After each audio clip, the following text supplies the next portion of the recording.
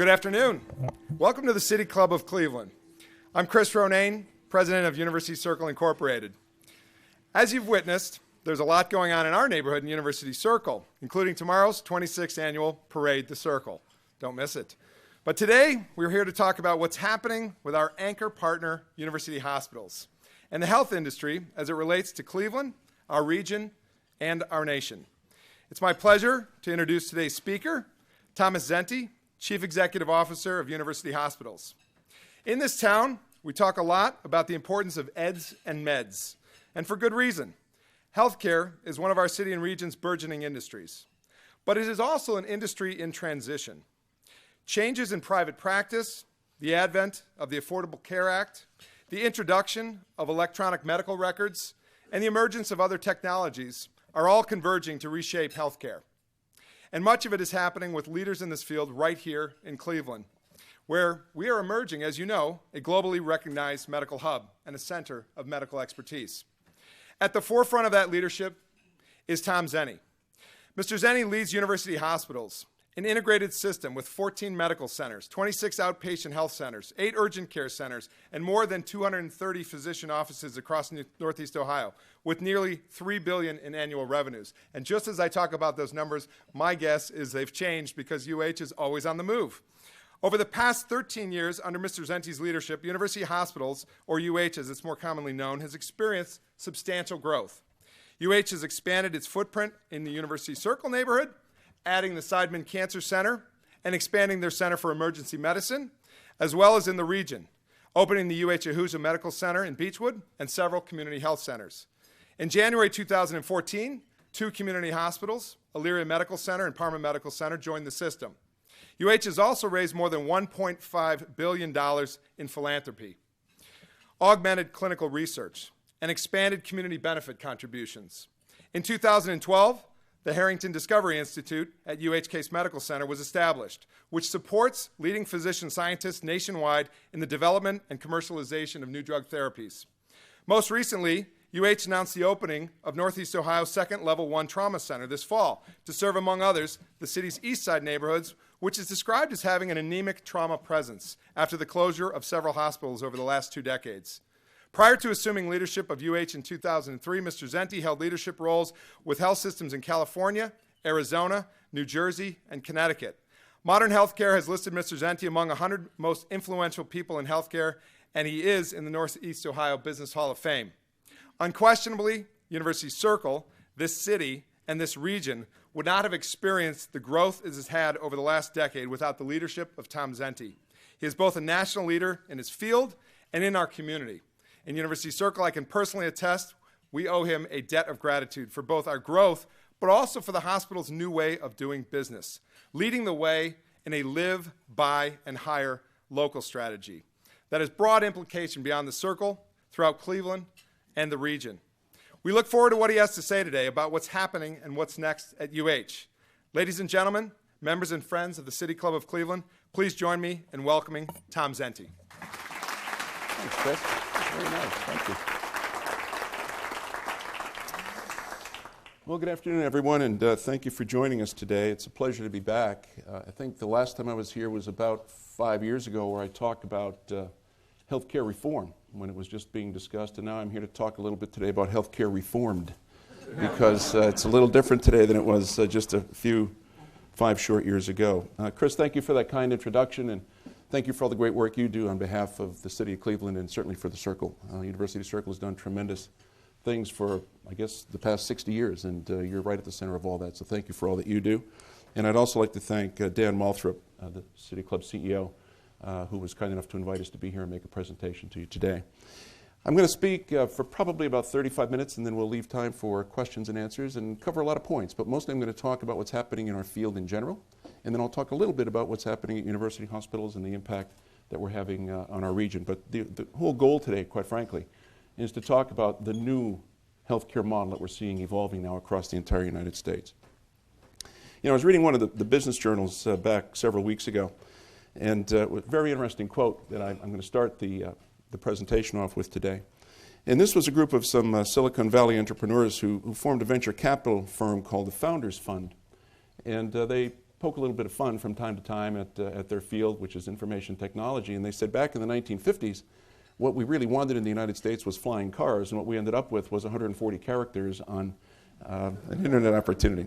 I want to make sure that as we think about healthcare reform, that our expectations of what it is we'd like to accomplish is going to be far greater than 140 characters. Now, clearly, there's a lot more that's happened in the world of information technology, but I think we have an opportunity here that we need to basically make sure that we're going to make the most of. So if we take a look at what's happening in our world today, many of you carry some form of electronic communication, and if you think about it, these little devices have far more power than a house-sized computer from not too many years ago. They connect us to the aggregated knowledge of all civilization, and by some measures, the knowledge of the world is doubling every 2 years. They contributed to the toppling of governments and the creation of new ones. Nobody envisioned smartphones back when they were predicting flying cars. That's the thing about predicting the future. We really can't. Yet Nobel Prize-winning physicist Dennis Gabor once proclaimed that while the future cannot be predicted, it can be invented. So I'm here today to discuss the future of healthcare that may be reinvented as a partnership between providers and consumers. This is not just about healthcare. This is about our role in our own care. In my outlook, quite frankly, in spite of all the turmoil and everything that we read, as a provider of a fairly large healthcare delivery system here in Northeast Ohio, my outlook is very optimistic. We're in the early stages of a great wave of healthcare reinvention, and probably the biggest transformation by many measures in our entire history. This wave of reinvention is expanding healthcare to more Americans than ever, and that care is becoming safer, more effective, and more reliable. And we're getting greater value out of our healthcare dollars with plenty of opportunity for improvement. The transformation we've experienced over the past 5 years, quite frankly, has been profound. In just a half a decade, we've reduced the number of uninsured Americans to the lowest level by many measures in our history. We've measurably increased care quality, and we've improved patient safety. And we've slowed the rate of healthcare inflation to its lowest level since the passage of Medicare and Medicaid back in the 1960s. Yet all of this progress is really only a prelude. As individuals, we have opportunities to add years to our lives, healthy, productive years to have fun, enjoy our loved ones, and contribute to society. On the local, state, and national levels, we have the opportunity to achieve and expand the American dream of providing a better life for ourselves, our children, and our grandchildren. And as we address challenges in healthcare, we create opportunities well beyond the immediate and well beyond healthcare delivery. Healthier people mean a more robust economy. And if we can keep ourselves well, intervene appropriately when care is required, and flatten the cost curve, the money we would have spent on healthcare becomes available to meet a multitude of other needs. Consumers would have more money for discretionary saving or for spending. Employers would have more resources for job creation. Businesses could become more competitive locally, regionally, nationally, and internationally. Government would have more money to invest in education, infrastructure, and other forms of civic life. History shows us that advancements in healthcare stimulate prosperity and promote civic stability. Conversely, greater prosperity and civic stability produce better healthcare. We can solidify and grow our position as the world leader in healthcare discovery and healthcare-related jobs and economic power. This is the future that we can invent, but if we're going to invent it, we have to invent it together. It won't be easy, and it will be disruptive. There will be winners, and there will be losers, from the macroeconomic level to the level of individual jobs created and jobs lost. Yet we will evolve continuously toward broader and easier access to care, better health, and most importantly, greater value. Achieving this bright future will demand a new level of commitment from each of us. We will need to commit to our own health. Our families and our future generations are counting on us to make responsible choices and lifestyles. So let's talk about how we can be successful together. Today I'll discuss how the questions we ask and how we answer them will drive our priorities and shape the future of healthcare for years and by many measures for generations to come. I'll also discuss some new normals that have been influencing healthcare reform in recent years and will continue into the future. We'll look at some of the emerging technological frontiers. And perhaps most importantly, we will talk about how healthcare is changing as a result of our rising influence and our responsibilities as healthcare consumers. But before we look ahead, let's look back at how we arrived at the tipping point that we crossed in the past several years. The age of science and medicine is really not much more than 150 years old. Granted, if you go all the way back to Maimonides, there's been thousands and thousands of years of medical practice. But through most of the 19th century, the middle and upper classes received care in their homes from physicians with little formal training in what was then known as the healing arts. Hospitals, as we know them today, didn't exist. All of that began to change dramatically in the mid-1850s. Pasteur established germ theory and formulated the first vaccines. Lister pioneered antiseptics. Other pioneers in microbiology discovered parasites and their roles that they play in disease. Ether and chloroform emerged as the early forms of anesthesia, and hospitals at that time began to become transformed. They evolved rapidly from warehouses for the sick to vibrant centers of scientific excellence in clinical care, research, and training. They became concentrations of medical knowledge. Many hospitals joined with universities to create great academic medical centers. The emerging scientific environment spawned an advance in drugs, devices, and other therapies that will continue ad infinitum. We've seen the emergence of revolutionary therapies, beta blockers and statins, chemotherapy, radiation and new proton therapy for cancer care, antidepressants, and many other drugs to improve and extend our lives. We've seen an amazing array of medical devices, brainstem implants that allow the deaf to hear, artificial joints and limbs, and advanced 3D imaging and 3D printing. We're witnessing the beginnings of molecular diagnostics and the promise of personalized medicine. These advancements represent the science of healthcare, and they're truly remarkable. Consider what our interventional cardiologists are doing for aortic valve disease today. This is one of the more common forms of heart disease in older adults.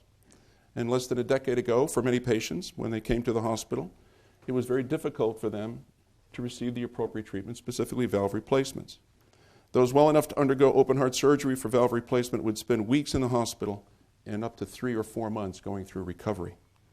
Now, our cardiologists at University Hospital's Heart and Vascular Institute, which is supported by the Harrington family, replace this valve, use a catheter while their patients are under twilight anesthesia, awake, alert, and talking.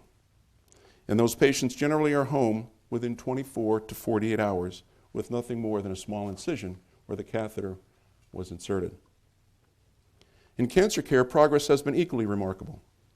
Today, nearly 7 of 10 people diagnosed with cancer 5 years ago are still alive today. 30 years ago, 95% of men diagnosed with testicular cancer would die, usually within a year, and today, more than 95% of them will be cured. Innovation in medicine abounds now, fueled by discoveries at both the molecular as well as at the genetic level. In the University Hospital Seidman Cancer Center, for instance, our physician scientists are researching promising new genetic engineering techniques to entice our body's immune systems to destroy cancer cells. In the near future, doctors will be able to determine predisposition after alter cancer risks and create safer and more effective individualized therapies. All of this potential on the science side of healthcare is certainly exciting and enthralling, and some of the greatest opportunities for improving healthcare rest with the healthcare delivery system and reside within each of us to form personal responsibility for our own health and well-being. By many measures, some people would even argue that we don't have a healthcare delivery system, but rather a group of independent organizations doing their best to take care of the patients that are served. There was a book written back many years ago, probably 50, 60 years ago, by an economist named Victor Fuchs. And he talked about the 3 key elements in healthcare, and that's cost, access, and quality. And I'm going to talk about each of those 3 domains. Ironically, there was another economist at Princeton by the name of Uwe Reinhardt. Some of you might have read some of his work. And he said that the issue of cost, access, and quality can be solved, but the only way it can be solved is that you can never have any more than 2 of those 3 at any one given time. But first, let's discuss access. Who receives care, which to a large degree is driven by who pays for that care. 80 or 90 years ago, access to health care for most Americans was limited. There was limited insurance as we know it today. Almost everyone paid out of pocket, so you received what you could afford, or if you were really sick or injured, you might have gotten care at a charity hospital. That changed dramatically during World War II. The Stabilization Act of 1942 froze wages and salaries to fight wartime inflation. And after World War II, there was a piece of legislation passed called the Hospital Survey and Construction Act, you may know it as the Hill-Burton Act, that actually allowed for the creation and the building of hospitals all across our nation. And that's really how the whole hospital industry really became to be created. It was after World War II when battlefield injuries were better prepared and issues were resolved. We understood better the use of x-rays and antibiotic usage and so on and so forth. So at the time, after World War II, the Hill-Burton Act was passed in order to really help us to develop a national healthcare delivery system. But not health insurance or other benefits. So fringe benefits became the dominant way of competing for workers. And our system of employer-sponsored health insurance was born. And remember, it was not a taxable event for the employees. In the span of a single decade, the percentage of Americans with health insurance went from less than 1 in 10 to more than 1 in 2. And in the 1960s, for the first time, our nation embraced a strong role for government in health insurance. Congress created Medicare for those over 65 and the disabled, and Medicaid was created for the poor. Then 5 years ago, the Patient Protection and Affordable Care Act increased coverage even further. Under the ACA, Ohio and 28 other states expanded Medicaid eligibility guidelines to cover low-income workers who earned up to 138% of the federal poverty guidelines. The Act also created new state and federal marketplaces where individuals could buy insurance, usually with the government subsidizing the cost of the premium. And the ranks of the uninsured fell by approximately 20 million people. The net result of these access improvements is that today, about 9 of every 10 Americans have health insurance, and the percentage of uninsured Americans is among the lowest now in our history. So now let's shift and talk a little bit about the cost of health care. It has been on a steady and, quite frankly, a rather steep rise, certainly over the past 50 or 60 years. Healthcare share of our economy has gone from 5% in 1960 to almost 18% of our GDP today. We spend almost $3 trillion a year on healthcare in the United States today. Health insurance premiums have risen 5 times faster than median individual incomes, and for the average family, 23 cents of every dollar in income goes to pay health insurance premiums. Because of healthcare's high cost, almost half of middle-class workers are going without needed healthcare services or falling into financial hardship. We spend 2 or 3 times per capita more than any other developed nation on healthcare, yet our outcomes, quite frankly, are not generally better and by many measures are appreciably worse. We're among the best at beating cancer and heart disease, yet when we compare outcomes overall, our life expectancy is shorter. We have higher ratios of infant mortality, poor ratios of preventable deaths, and a high percentage of our population with chronic disease. So now let's talk about the quality discussion. The Institute of Medicine says that high-quality care is care that is safe, timely, efficient, equitable, and patient-centered. And I would also add affordable and accessible. Historically, we perceive the quality of our health care to be quite high. After all, the United States is the world's largest engine of healthcare spending on research, innovation, and progress. We arguably have the greatest medical schools, and we lead the way in device as well as in drug development. But we really only began testing our perceptions of quality over the past couple decades, and some would say, quite frankly, over the past few years. New methods of analysis led to new analytics to measure and compare quality and safety, not only across the nation, but across the world. What we've discovered is a system defined by high degrees of variability, disparities, and shortcomings in care quality and patient safety. Ideally, 2 similar individuals with similar conditions should get similar care and have similar outcomes. But instead, we found that inputs and outcomes vary tremendously from region to region, state to state, hospital to hospital, and doctor to doctor. We've all heard the phrase, what gets measured gets managed. And today, healthcare quality is getting managed in new ways and with new vigor. We're analyzing and comparing treatments that used to go unmeasured. We're developing new ways to evaluate the effectiveness of different therapeutic approaches. We're applying quality control systems that range from the most simple, something as simple as washing your hands as a caregiver before you see a patient, to complex big data analysis of care inputs and outcomes. And the opportunities to improve quality, cost, and access are being implemented daily across the United States. So now let's look at how our national system is evolving, and more importantly, at least where I think it's going. Futuristic systems don't inspire imagination the way that futuristic science does. Flying cars and cancer cures are the more exciting topics of conversation than healthcare reform. Yet by many measures, the coming changes to our care system will impact the average American more than drugs or devices. And we've seen the emergence of what I'll call 7 new normals that are influencing healthcare and how we experience it, which I will describe to you now. The Accountable Care Organization, quite frankly, was a catalyst, and it stimulated a number of these trends to begin, but from my perspective and from our perspective, these trends would have been occurring anyway. And they will continue to one degree or another, as I said earlier, for years and by many measures for generations to come. The first new normal is the proliferation of high-deductible health plans and the rising consumerism movement. In only 5 years, the percentage of employees covered by high-deductible plans tripled to now about 26% in just the past year. In Ohio, 800,000 employees are enrolled in a high-deductible health plan, the third highest in the nation behind Texas and Illinois. And that's an increase of 17% in a single year. More than half of all employers and 8 out of every 10 large employers now offer high-deductible plans across the nation. The plans require insured individuals to pay considerably more out-of-pocket expenses before insurance coverage begins, and the deductibles are in the thousands of dollars.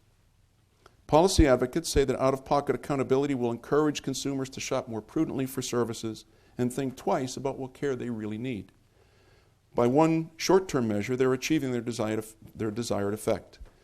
Data show that for families that move to high-deductible plans, healthcare costs drop by 21% in that first year of coverage. What remains unknown is whether they're foregoing the right services. And what we're hearing now more and more than ever before as providers is we're hearing from our patients, I can afford the insurance, but I can't afford the care. We also have to think about the moral hazards that go along with this. There's an economic theory of moral hazard, right? And that is that studies have shown that a deductible or a copay of as much as or as little as $5 will prevent a patient from going to see their primary care doctor. So we have to think diligently about how we're going to be structuring access to needed primary care in the future.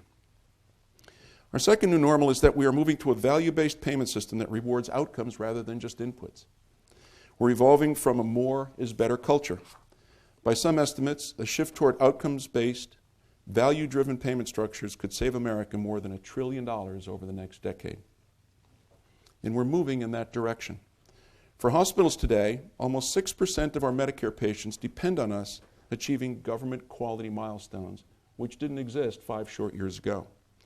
And in January, Health and Human Services Director Sylvia Burwell announced plans to shift half of Medicare reimbursement to alternative payment arrangements by 2018.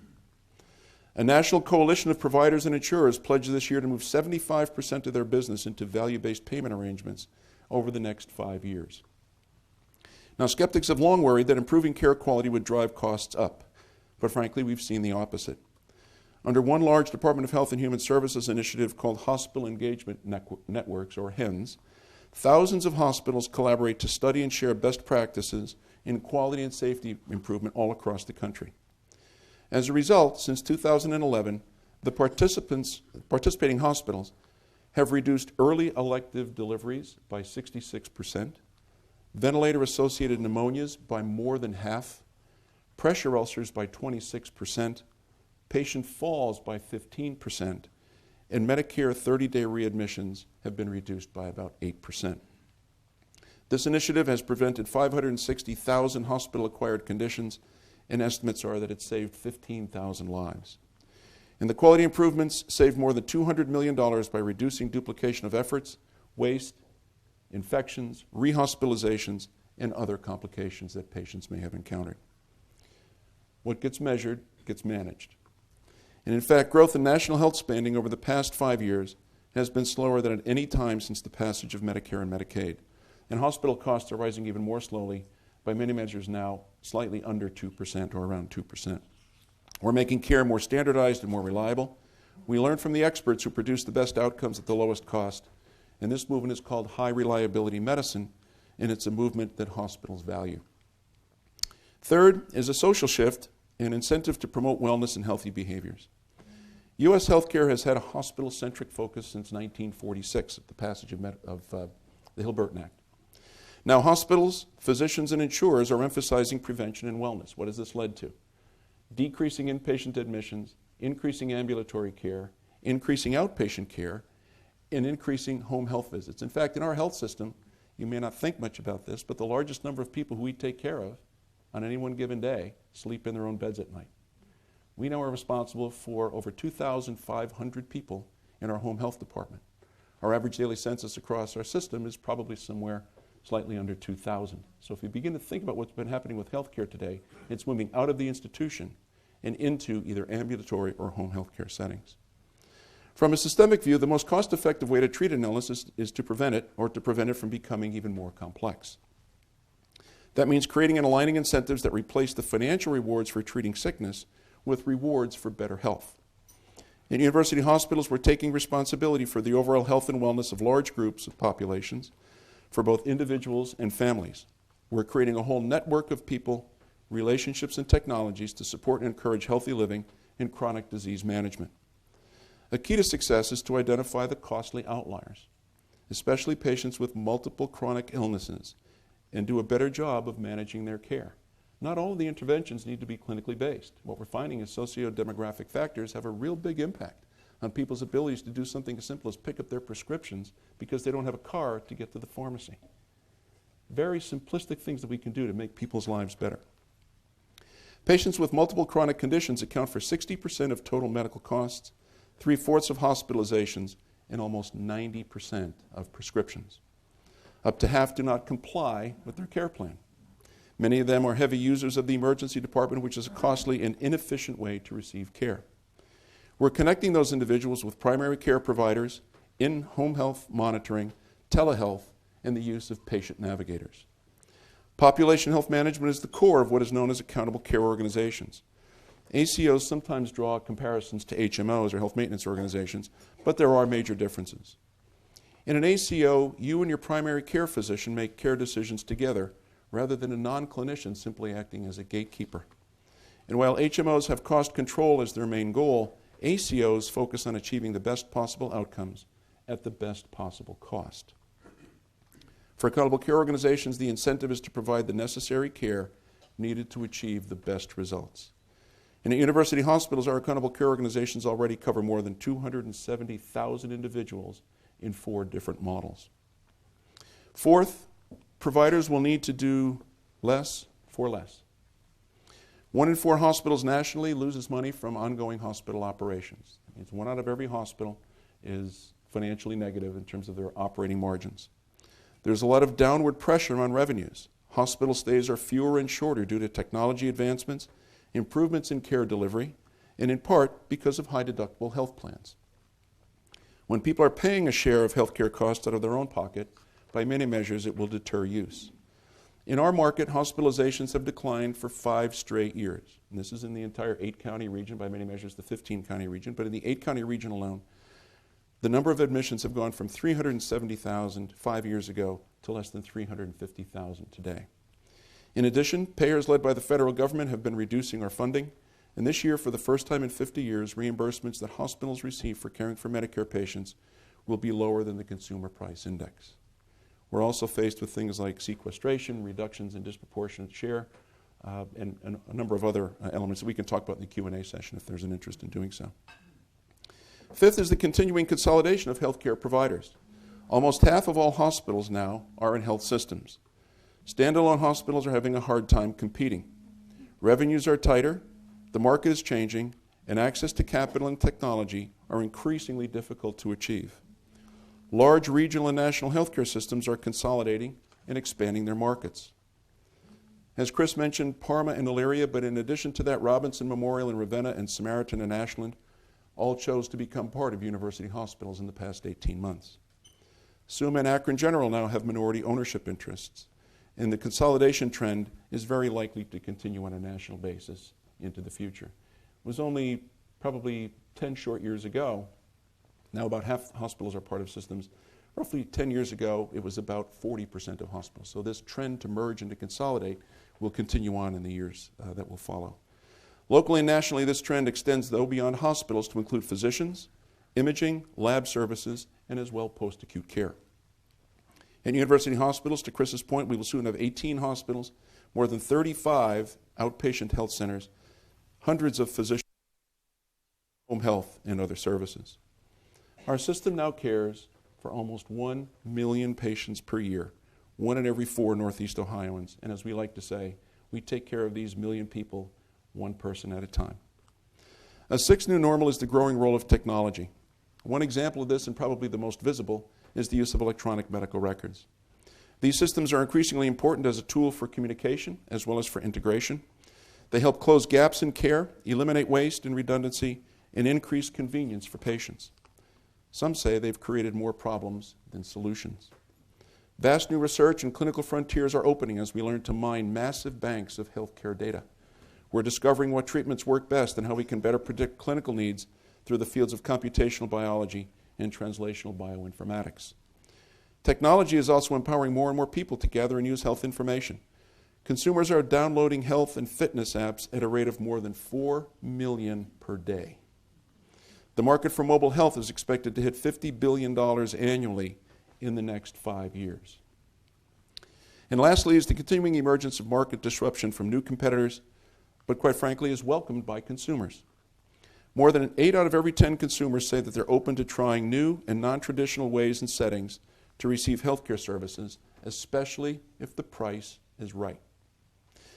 Our core competency has become retailers' loss leaders. Between 40 and 60% of consumers say that they'd welcome technology that lets them use their smartphones for at-home tests, such as EKGs, strep tests, ear infection tests, and as well performing sleep studies at home. In-home chemotherapy is a $3 billion market that is waiting to be tapped. In the first 3 years after the Affordable Care Act was signed into law, venture capital flowed to healthcare software firms, and it doubled to almost $2 billion. Soon, outpatient diagnostics and follow-up care may take place in a big box retail store or through a telemedicine visit, upending the normal distribution channels of traditional providers. In university hospitals, we're assertively moving into telemedicine, and we have 15 different offerings and programs.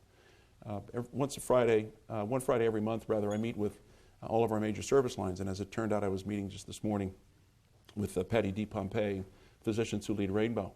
And they mentioned to me that we are now about to go live. We've done a soft open in 17 different retail locations with a telemedicine opportunity through a different distribution channel than we've ever seen before, with a way for patients to access the world-renowned Rainbow Babies and Children's Hospital for clinical application that would be done through telemedicine from a retail outlet unrelated to university hospitals. So you'll be hearing more about that in the future. But we also have 15 other offerings and programs that exist at the present time, and that number will continue to grow. Nimble and disruptive new market entrants and established incumbents are in a race to impact quality and capitalize on billions of dollars of opportunities. Those that can deliver consumers the best in terms of convenience, results, and value will dramatically alter our future. And as Dr. Bruce Bagley, a transformation consultant, put it, someone else is already succeeding in everything that you think is not possible.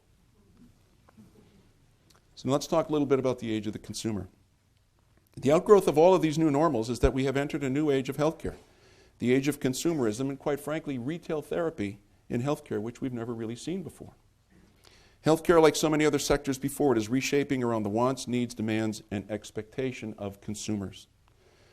Dr. Eric Topol, who many of you may remember, just published an interesting book called Doctor, the Patient Will See You Now. Doctor, the patient will see you now. But you can substitute hospital, you can substitute ambulatory care center, you can substitute any number of traditional healthcare delivery providers that need to be more customer focused and more retail focused than we've ever been before. And providers and insurers are transforming as a result of this change. Startups and established players will compete to provide care that's more convenient, easier to access, more transparent, less costly, and I'll say of sufficient quality. And that determination will be made by the purchaser of the service, who more than likely will be an individual as opposed to an insurer. Personalized medicine, prediction, and prevention may make us less reliant on cures. We will use hospitals less and ambulatory care and telemedicine more. To see where healthcare access could be headed, look to OpenTable, Uber, and Amazon. And there is a company that I won't mention, who uses an open table model for scheduling physician office visits. So you can literally click onto anything that matters on this particular app that matters to you. Do you want a female physician, a male physician? What's your zip code? What city are you in? Do you want a particular specialty? Do you want a primary care doctor? The whole series of screening factors. And just like Open Table, you can click onto the device and you'll have an appointment made with that physician without having to call the office and go through all the things that go along with making a physician's appointment. For those of you who think that this is a passing fad, last year, this particular company scheduled 7 million doctor visits a month. A month. Okay? So each has been incredibly disruptive in its category, and each created new power and new expectations among consumers. Technology is changing the game. Yet if we really want this healthcare reinvention to work, all of us are going to have to change the way that we live too. This is where we all have accountability for healthcare reform. We have an epidemic of obesity. It's the #1 cause of preventable death.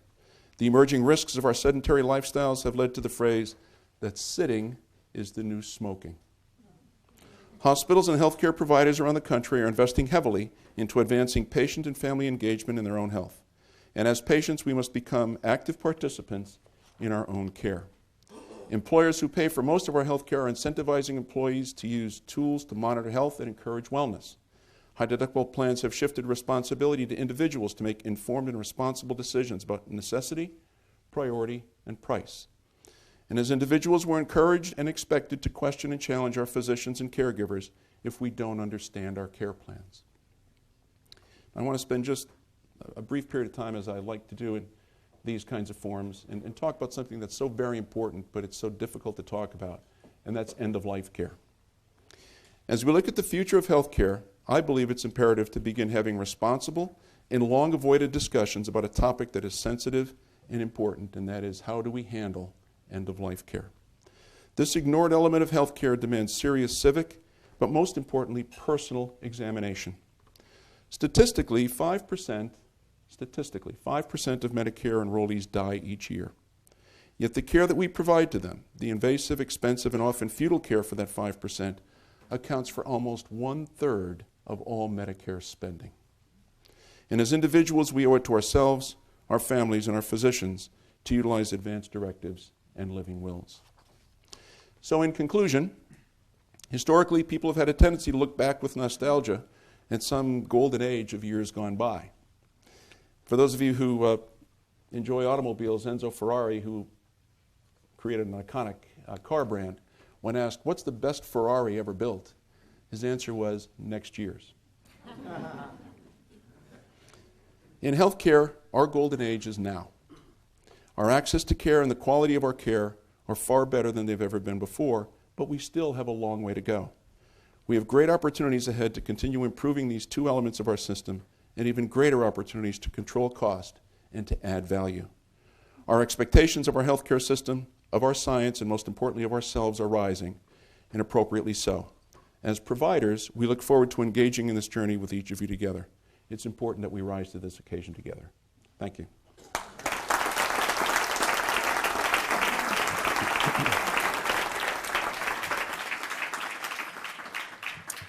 Thank you, Tom. Provocative, innovative, future-looking. Today we are enjoying a Friday Forum featuring Thomas F. Zenty III, Chief Executive Officer of University Hospitals. We encourage you to organize your questions for our speaker now and remind you that our questions should be brief and to the point. We welcome all of you here and those joining us via our primary media partner, 90.3 WCPN, WVIZ PBS, 104.9 WCLV Idea Stream, or one of the many radio stations across the region and the country that carry City Club programming. Radio and television program broadcasts of the City Club are made possible by Cleveland State University and PNC. Our live webcast is supported by the University of Akron. Be sure to join us next Friday, June 19th, as we welcome Kristen Olson, author of The Soil Will Save Us, for a conversation on why she believes better agriculture is our best hope for a stable climate. For more information about upcoming and past forums, please visit us online at cityclub.org. Today's forum is the Richard W. and Patricia R. Pogue Endowed Forum, made possible by a generous endowment gift from Mr. and Mrs. Pogue. We thank you for your support, and we ask you, if you would, please stand up so you can be recognized.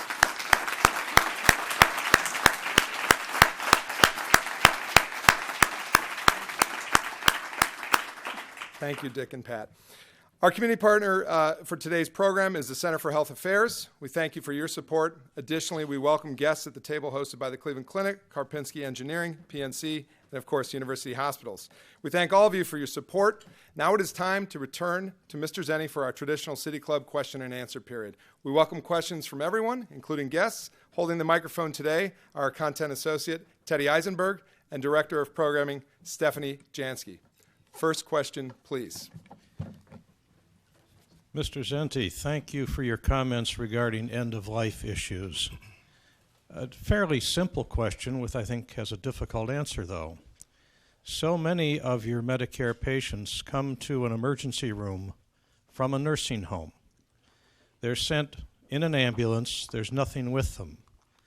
How is the hospital supposed to know what is in their end-of-life directives? You know, the one thing I didn't say is that it would be easy, and it's not. The estimates are that even people who have living wills, they're successful less than 30% of the time.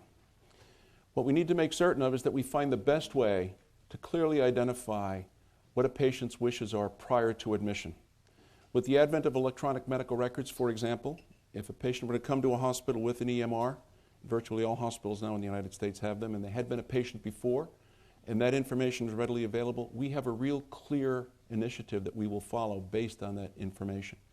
So the advent of electronic medical records has been helpful in this regard, but so many people, when they come to the emergency department, it's a life-saving treatment that needs immediate care. So that's why family members are so critically important. That's why engaging friends is so critically important, so that when people are attended, as they come to the emergency department, they will be able to have clear understanding of what that person's end-of-life care would really be.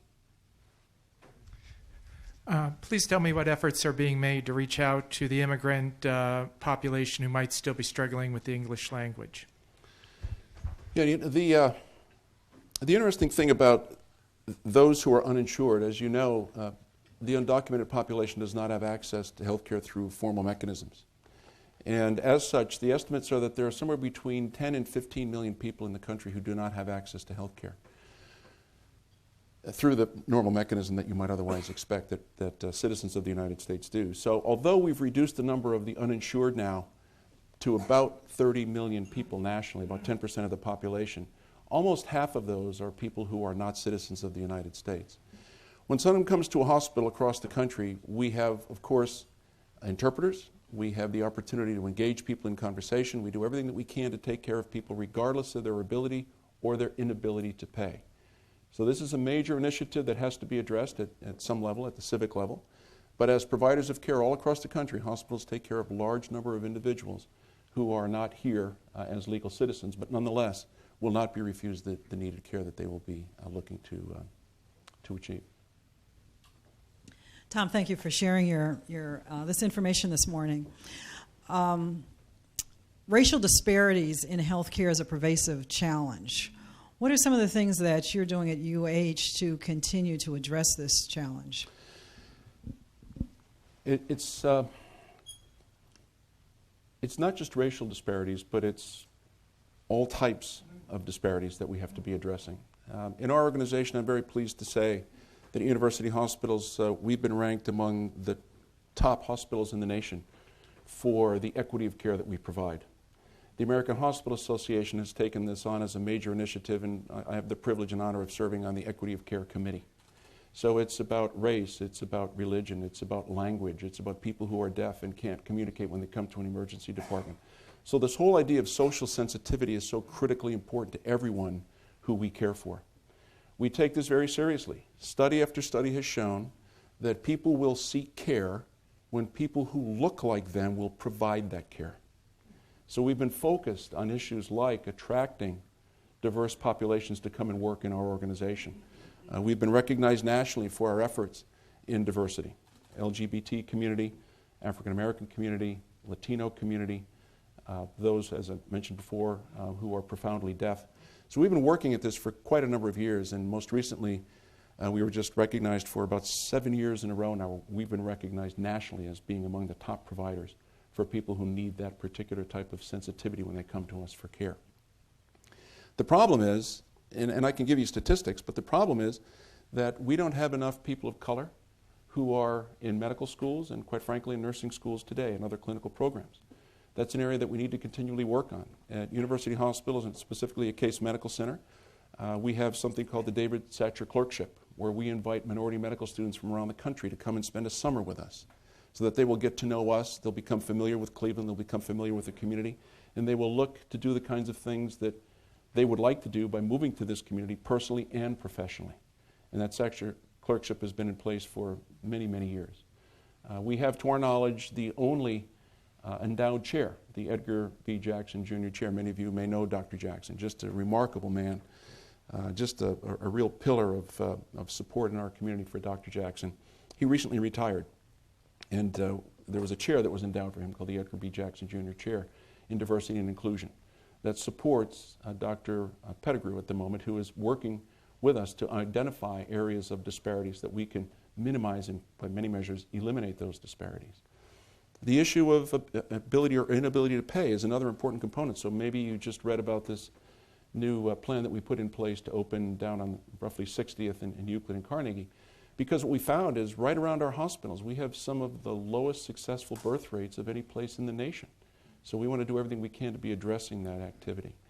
I can keep going. We have 7, 8 other programs. We have the Henry Meyer Key Bank Fellowship, where we have people of color who come in and serve either in administrative capacity or in a clinical capacity, learning the importance of diversity in minimizing disparities. So I can keep going on. We probably have 7, 8, 9 different programs at university hospitals that we're trying to do the right thing by the communities that we serve. And you may not think about it. I'm going to repeat it again. People of color and people from various cultures will come to seek that care when people providing that care look like they do. And we understand that as an industry. We're doing this all across the nation, by the way. I'm giving you just a snippet of what we're doing at UH. But this is an important matter for all the hospitals in the United States. Great job, Mr. Zenty. You had mentioned 1 in 4 hospitals are losing money each year. And I believe it's 4 out of 4 insurance companies have record profits today. and there wasn't a lot of talk about that. And I know as a business owner and as a consumer, that has been the most difficult to deal with. What is their future? What type of regulations or conversations are happening? So, Dan, I think you just found your next speaker. I can talk about half of that equation. I'll talk about the hospital side. I can't speak to the insurance side. Many of you may know we used to own an insurance company called QualChoice, and we divested ourselves of QualChoice back around 2006, 2007, somewhere thereabouts.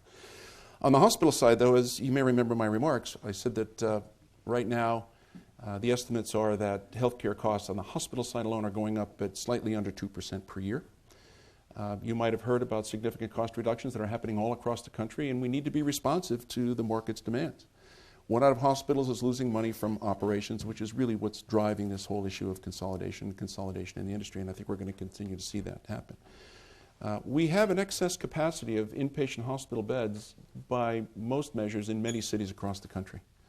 And so we don't have that particular problem here, but I used to work in Los Angeles before I came here, before I moved to Cleveland now almost 13 years ago.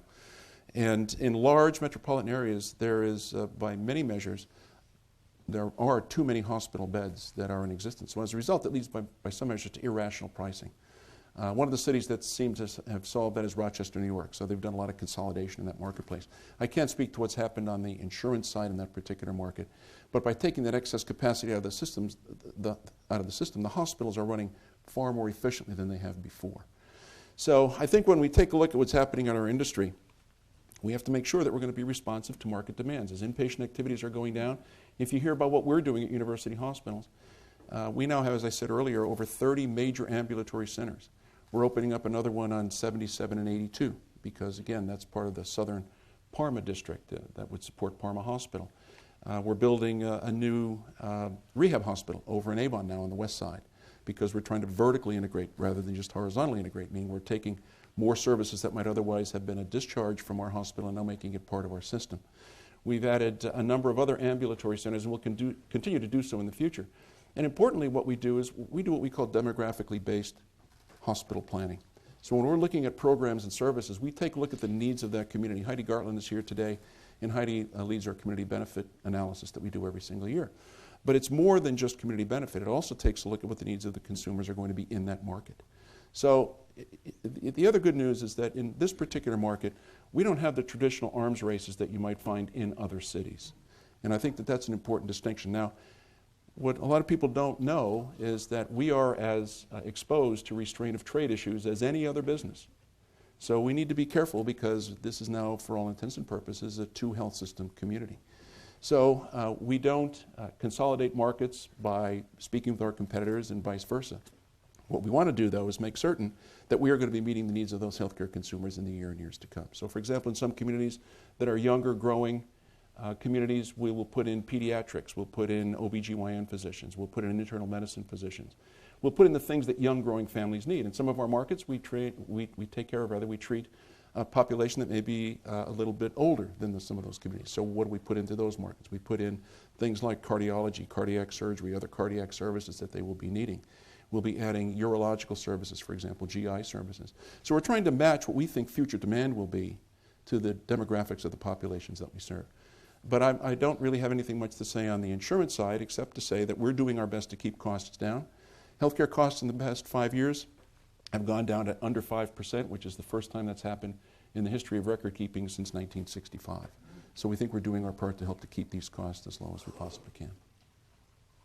I wondered if you would comment on the direct effects of the ACA on the revenue streams and particularly uncompensated care at university hospitals. I think about 6 months ago we had a panel here on effects of ACA, and somebody from university hospitals, I believe, made a comment that essentially it had eliminated most of your uncompensated care. And I'd wonder if you have any idea of how much that effect is from the Medicaid expansion versus additional insurance products through the exchange, and how might that compare to other places in the nation that didn't expand Medicaid? Do you have any feel for those issues around that? I do, yes.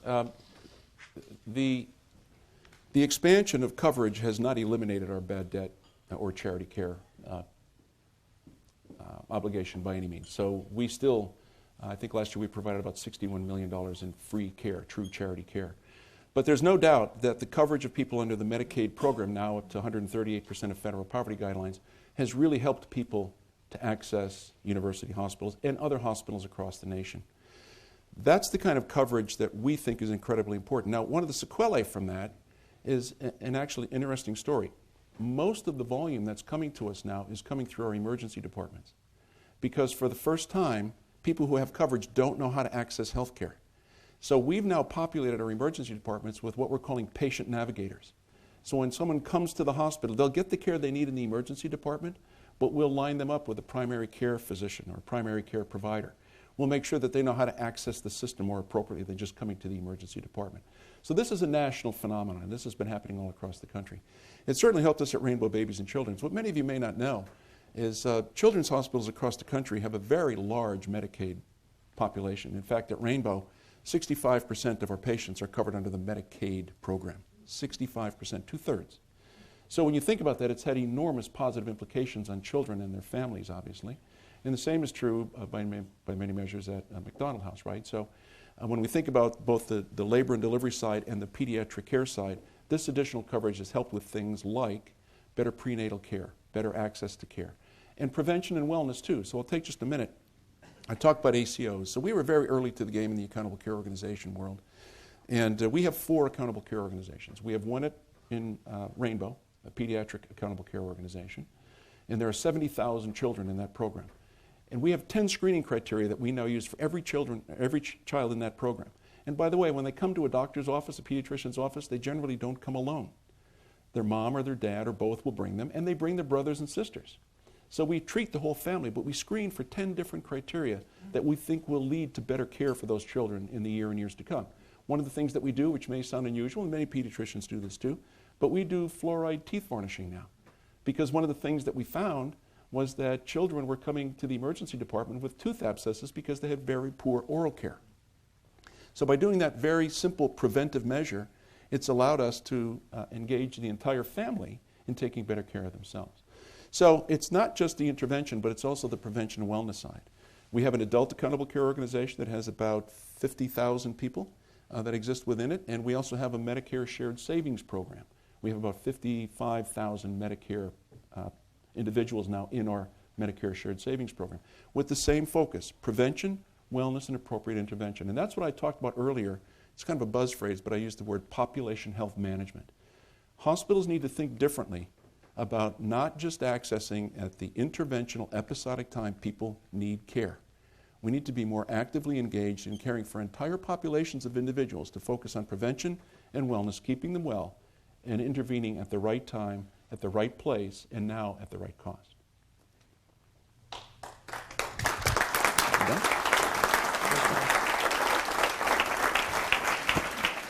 Today at the City Club, we've been enjoying a Friday forum featuring Thomas F. Zenty III, Chief Executive Officer of University Hospitals.